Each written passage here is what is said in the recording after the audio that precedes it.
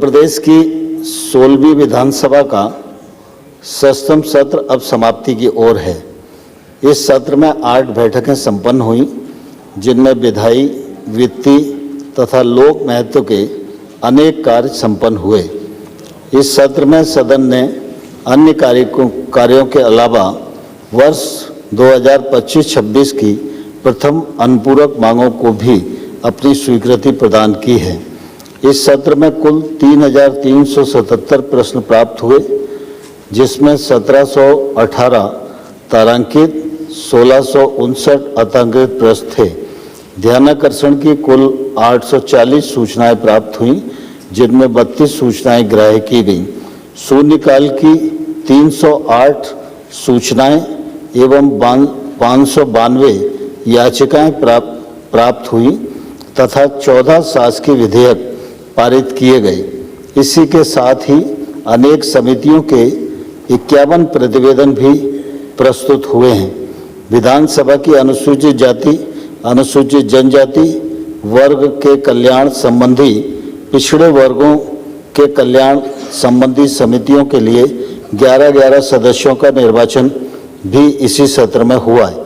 इस सत्र में नियम 139 के अधीन अविलंबनीय लोक महत्व के विषय में लगातार कम होते भूजल स्तर एवं जल संग्रहण संरचनाओं के समाप्त होने से उत्पन्न स्थिति के संबंध में सदन में लगभग 5 घंटे 40 मिनट गंभीरता से विस्तृत चर्चा करने के साथ ही नियम 142 का के अधीन अल्पकालीन चर्चा भी हुई। इस सत्र में सदन की बैठकें देर रात तक तथा भोजनावकाश समाप्त कर चली, जिसके द्वारा सार्वजनिक चर्चा और विषयों को निपटाया गया।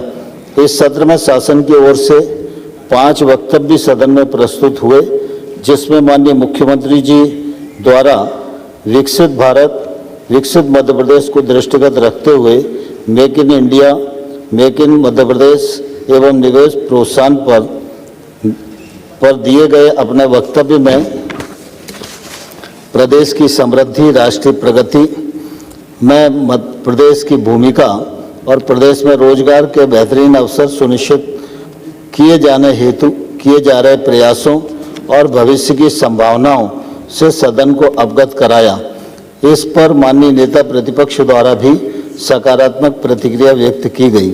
मध्य प्रदेश विधानसभा देश की सर्वश्रेष्ठ विधानसभाओं में से एक है, जो अपने नवाचारों के लिए पहचानी जाती है। इस क्रम में 28 जुलाई 2025 को कार्यमंत्रणा समिति की बैठक में चर्चा अनुसार मध्य प्रदेश राज्य के पूर्व मुख्यमंत्री तथा मध्य प्रदेश विधानसभा के पूर्व अध्यक्ष, जो अब हम सब के बीच में नहीं हैं, उनके जन्मदिन के अवसर पर विधानसभा परिषद में उनका चित्र लगाकर श्रद्धा सुमन अर्पित किया जाना प्रारंभ किया गया, जिसके परिप्रेक्ष्य में दिनांक 2 अगस्त 2025 को मध्य प्रदेश राज्य के प्रथम मुख्यमंत्री पंडित रविशंकर शुक्ल, दिनांक 3 अगस्त को मध्य प्रदेश विधानसभा के पूर्व अध्यक्ष श्री गुलशेर अहमद जी तथा 5 अगस्त 2025 को पूर्व मुख्यमंत्री पंडित द्वारका प्रसाद मिश्र जी के जन्मदिन के अवसर पर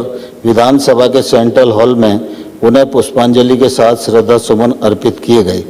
लोकतंत्र विचार विमर्श, सामंजस्य और सर्वसम्मति से किसी निर्णय पर पहुंचने की पद्धति है। हमारी संसदीय व्यवस्था भी इन्हीं आदर्शों पर आधारित है। सदन की कार्यवाही नियम प्रक्रियाओं से संचालित होती है। ये नियम प्रक्रियाएं तभी तक कायम रह सकती हैं जब सदस्यों में इनका पालन करने तथा स्वीकारने की भावना हो। पक्ष और विपक्ष की दलीय प्रतिबद्धताएं भिन्न हो सकती हैं, लेकिन सदन सबसे ऊपर होता है लोकहित, जिसके लिए ये सारी प्रणाली संचालित हैं। माननीय सदस्यों द्वारा इस सत्र में विधायी, वित्तीय और अनेक लोक महत्व के विषयों पर चर्चा की गई। चर्चाएं इस बात का प्रतीक हैं कि माननीय सदस्य अपने कर्तव्यों और कार्यों के प्रति कितने सजग और प्रतिबद्ध हैं। इस सत्र के सुचारू संचालन के लिए मैं सदन के नेता माननीय मुख्यमंत्री जी, माननीय नेता प्रतिपक्ष, संसदीय कार्य मंत्री सहित सभी माननीय मंत्रीगण, सभापति तालिका के सभी सदस्य, सभी माननीय सदस्य, मीडिया से जुड़े सभी हमारे मित्र और नेता प्रतिपक्ष और विधानसभा के प्रमुख सचिव, सचिवालय के अधिकारी, कर्मचारी, सुरक्षा कर्मियों को हृदय से मैं बहुत धन्यवाद देता हूं।